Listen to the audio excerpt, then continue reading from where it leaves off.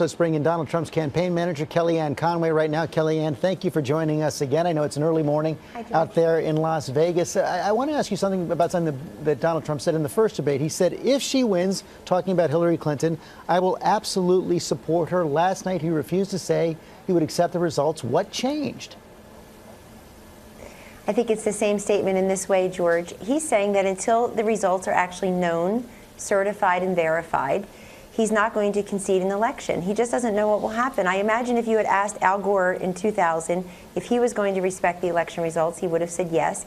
He actually called to concede the election to Governor George W. Bush, called back to retract the concession, and then, as you know, George, we had 6 weeks until the Supreme Court of the United States decided who the next president would be. But I just think Donald Trump is also putting people on notice that if there are irregularities, if there's voter fraud, if there's large-scale malfeasance that's committed, that he's not just going to not want to investigate that. But we have to see what happens. I think that if you look at his first statement and this one taken together, you see somebody who's willing to accept the election absent widespread fraud. But that's not what he said. And what you just said something important right there. You said that Al Gore, if you would have asked him before the election in 2000, will you commit to supporting the winner, he would have said yes, just as every single candidate in American history has. That's not what Mr. Trump did last night. He was asked specifically, are you willing to commit to the principle of the peaceful transition of power, that the loser concedes to the winner? And he says, I'll tell you at the time. He wouldn't do something that every other candidate has done.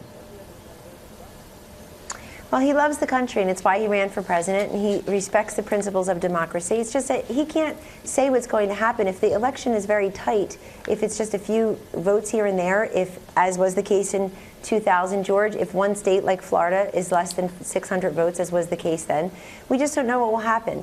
But obviously, I think that there were many high notes last night. I really think one very important point that was new is Donald Trump challenging Hillary Clinton to give back the money that her foundation has taken from countries that don't respect women, whereas he said gays are thrown off of buildings and women have no rights. She did not respond to that. I hope the Clinton Foundation will take that seriously and consider giving back the money to countries that do not respect women, especially for someone who says she is fighting for women.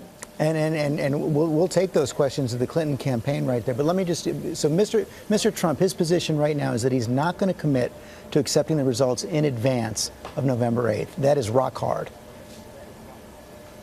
You heard what he said last night, and I think if you take that in combination with his earlier statements that you read, George, you find a candidate who is willing to respect the free and fair democratic process. But he just wants a fair shot. You know, if you're Donald Trump, you don't get a fair shot most days.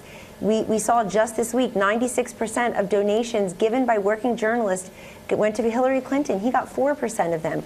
We saw just this week you have specific journalists colluding with the Clinton campaign, asking them if they'd like to edit a piece before it's filed, or asking if they're upset with a particular package that was put on the air, on the TV or radio. And this is not how a full and fair democracy works, and we would just like to have a fair shake most days. So is he saying that questions about press bias are reason enough to question the results of the election? No, what he is saying is when you talk about a rigged, corrupt system and you talk about somebody who's been there for 30 years as an insider, you can't possibly look at that person and say, there's a change maker, there's someone who's going to adhere to democratic principles, there's someone who's actually going to improve the economy, defeat radical Islamic terrorism, make our schools better. I mean, Hillary Clinton last night was talking about all the problems we have in this country, people in poverty, millions without health insurance. Those are very serious problems, but if you've been there for 30 years, you can't be part of the solution, you are part of the problem. 19 days left. Donald Trump's still behind, according to most polls right now. What more can you all do to shake up this race?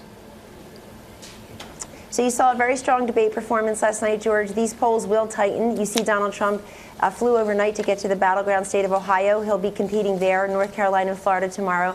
We're going to compete in about 8 to 10 swing states. That's where you see Governor Pence and Mr. Trump the next couple of weeks, and that's where you see our investments on ads and our ground game and field operation. We have a couple different paths to 270, and we're going to fight until the last moment to get there.